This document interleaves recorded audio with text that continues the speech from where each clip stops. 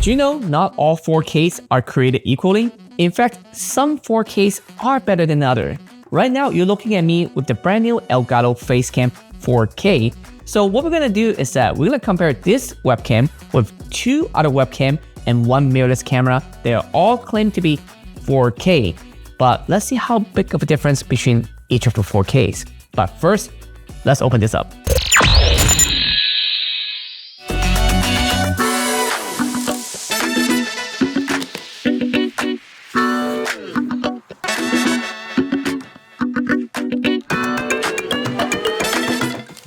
This feels like a deli wrap, like a little buy a little fish, or you buy, it's my sandwich. This is what this looks like, but it is light. Like this thing is so light. Yes, my Facecam 4K sandwich. First impression, this is light, like super light. I feel like a lot of it inside might be just for cooling. Like I won't be surprised if they're able to cut this size in half in the future, like cut off this side, so it's just the camera. But they might still need something in there to help it cool. So maybe that's why I still have such a big form factor. It does come with this little mount that's for you to attach right here. It is 1/4 inch, so meaning you can use the mount that comes with it, or if you have a tripod or you have a different mount, you can do that as well. But for now, we're just gonna plug it in and see what that feels like. Okay, great. And this is perfect for you, put it on top of your monitor or your laptop, and it has multiple articulation points here. There's one here on the top, one here at the bottom. So you should be able to fit onto most computer screen, most monitor, and you can able to angle it the way that will fit your setup. I do notice that you can also make it completely 90-degree angle.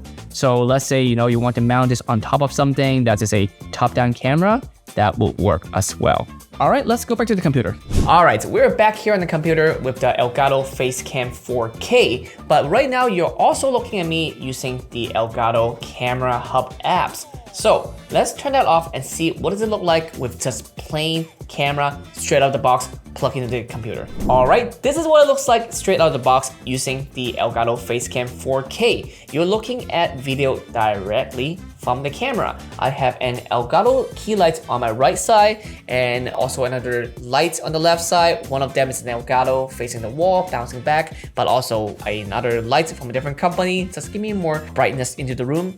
And also one light behind me back there, just to create some more kind of like a glow effect behind me, kind of some hair light. But just to give you some kind of comparison with different light source in here as well. So if I get a bit closer, you can see pretty clearly and pretty sharp of how my face looks like, which I am not too happy about. I usually put a little bit more, filter on my face to make myself look a little bit more smoother. But we're trying to compare camera here today, so hopefully, you guys don't mind me looking like a troll. Enough said, I will gonna go ahead and choose the Camera Hub from Elgato to see what does that software really add to this camera. But before I do that, let's compare other cameras we have here. All right, next up we have the OBS Bot camera. It is a PTZ camera. That means it can pan, it can tilt, and it can also zoom. So right now I have face tracking. I don't have zoom turned on, but it does track me if I move left and if I move right.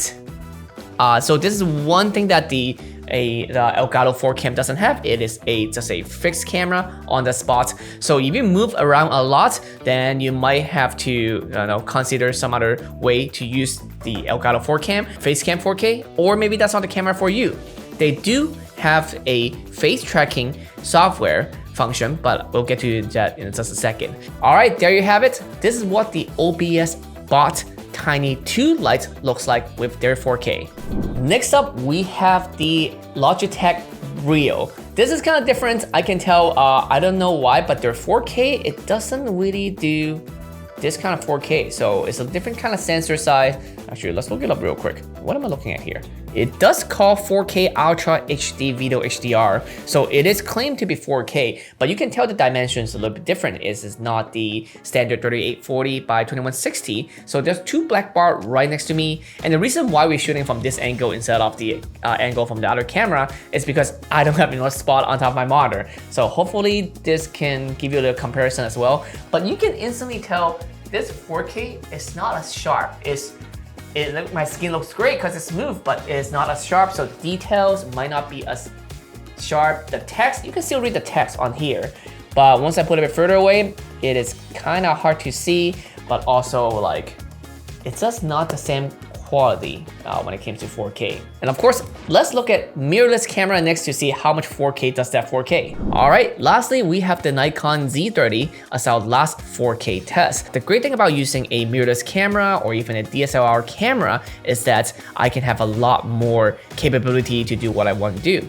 So I can switch into different lens. So therefore I can, go for a more longer zoom if I have to be, or I can use a wider angle if I'm in a more tight space. I'm also using a f1.2 lens. So meaning you can see the blur is very natural. If I have my hand right here, once it focuses, you can see how blurred the background is, like how even my face kind of blurry in the background, right?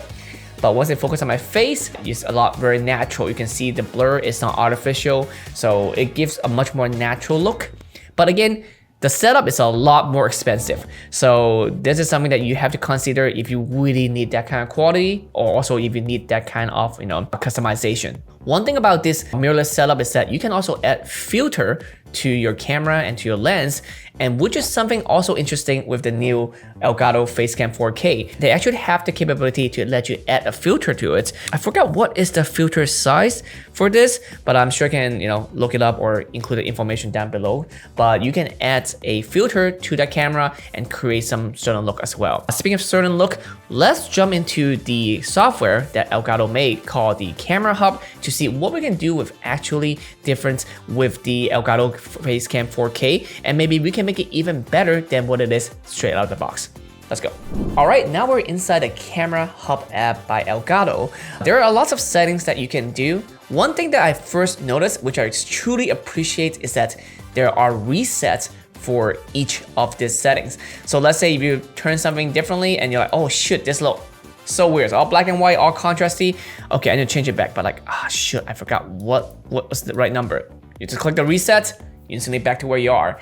But the true power is to really customize different things to fit the look that you want, or the lighting, the style that you like. Let's go function by function to see what they each do. So this is a zoom plus field of view, and you can zoom in so close, like you can see my face up close with this, but I'm gonna bring it back to like maybe 200%, about 50 degree. But with this, you can turn on face tracking.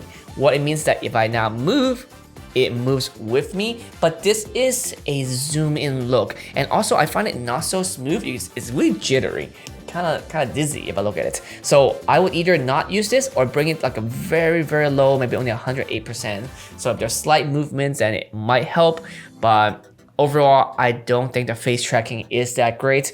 But usually people use this kind of camera, they use it for for gaming, for streaming, so they don't really need that much of a face tracking. So that's but something that you can have. They also have different presets that you can choose. So you can go from A, which is the widest, B to more zoom in, Z to even more zoom in, and D very zoom in. Okay, we're gonna reset that and don't worry about that much. Pictures, those are really obvious, really easy to understandable. Contrast, how much increased contrast you want. Saturation, how much color that you want to add in. And sharpness, how sharp you want it to be. Naturally, you might think, oh, let's make it as sharp as possible. But you can see it looks kind of strange now. My skin looks too sharp. There's like edges to things. So you might not want to bring it all the way to 100%. 50 might be a little bit high, a little bit low. So somewhere a bit, bump it up a little bit, maybe 65. I like this, but that's more of a personal preference. For exposure, right now it's an automatic. As you can see, the ISO right now, they're at 30 frames per second. So they're using 30 of a second. But the ISO can change based on how dark, how bright it is. Like, do you see this number right here that say ISO? So it does automatically adjust. Like right now it's very dark, it's gonna try to bump up the ISO, let's see, 2000, just to keep things to making sure they don't look too dark or too bright. But of course, if you want, you can turn off automatic, super dark, so you can change things the way that you want. You can bump up the ISO way too overexposed, or bring it back down, or to whatever you like. Sometimes it's possible that like, oh, maybe some light source in your shot is so bright, it'll try to compensate with that. So, your ISO is too high or too low. So using automatic is not the best if you have that kind of situation. But right now my setup is pretty good. So automatic seems to be a good well balance. Of course, you can also change the metering. So then it meter, as in like it detect where the brightness is or where how the exposure is supposed to be. There's average, which is the whole place. There is center weighted, so more like here where I am, where my face is, which I think makes the most sense. And spots would be like specific, very tiny spots that you can use. But we're gonna just stick with center weighted. And dynamic range is also like how much range it has when it comes to how bright and how dark. Standard is good. If you choose Y, it will make the whole place a little bit brighter, but also the contrast will decrease. High is gonna be even more extreme. So I think, yeah. So again, let's take it with standard. It freezes a second when I change the setting for that one, but no problem. White balance is more of how much the color, how warm and how cold it looks. So let's turn that off. I can show you. If I go this way, super cold, super blue, cool color tone. If I go up a lot higher in the Kelvin, very warm. I look like an Oompa Loompa. So automatic is great for most people, but let's say my room setup is a little bit dark, a little bit bluish. I might want it to be a little bit warmer, just to give a little bit warm feelings to it, if I wanted to.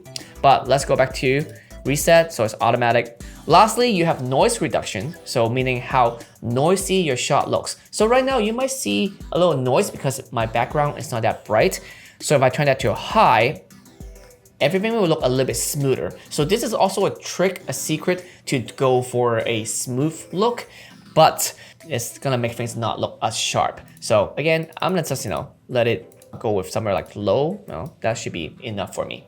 All right, this is where the fun part come in. I'm gonna show you guys how to do the effect. All right, for effect, the first one that everyone would love would be the blur. So instantly my background is blur, and you can also choose how much strength it goes. Now my background is completely blur. You can't even see the table behind it. You can't see the lights behind me. You don't know what anything behind me. So that is really unnatural. But if you have something that you don't want people to see, that might be what you want to go for. But if I want to, I think I'm gonna go for something lighter, like maybe just like 4 or 5%. So it still make me stand out more without having that really strange effect where I look completely doesn't exist background. But of course you can choose other backdrop as well, cue setup. This one's a little videos. You can see the coffee, like here is like, have a little, smoke coming out kind of thing. So, and you can also add your own as well. So if you click add, you can add things that put it in there, okay? All right, we're gonna stick with the blur. Now, lastly, what we're gonna do is that I'm gonna show you guys LUT. LUT, they presets actually have about 5 of them, I think up to here. This is all made by Elgato. Yeah, there you go, Hollywood by Elgato. And it tells you what it does. And it changed the look, the color for your shots, for your video. But as you can see, I have a lot more. Well, where do they come from? modern1photo.com. So actually I made a bunch of LUTs many years ago, and you can check them out on my website, and they add a lot of different look and tone and style to your videos. So you can use that for not just this software. You can use it for OBS, you can use it for Stream Elements or any kind of streaming software. You can use the LUTs. You can even use them for video editing. So just so you know, take a look, and if you like it, consider getting it for yourself. So as you can see, I have different LUTs I can play with, and they all have different style to it. One of the more cooler ones that I have are, I think it's this, let's see, this one? Yeah, it looks very cartoony. Same for this one. Yeah, it's very cartoony. And if I want to, I can turn the intensity all the way to hundreds, and everything will look very, very extreme. But the way I design my LUT is really meant for you to have it at 100% and then bring it back down. So let's say I'm at 100, let's say I like this purpley kind of look, I can bring it down to about maybe 34%, so it's a little bit less purple but still have that little soft tone to it. Or let's say I love this what is it, the crazy look that look really contrasty. What do I call this? This is called the posterize. And if I don't want to be as crazy, I can bring from 100% down to maybe 18%. So it still has that interesting look, which is really fun when you do maybe like any cell shading kind of game and you can match it with your shot.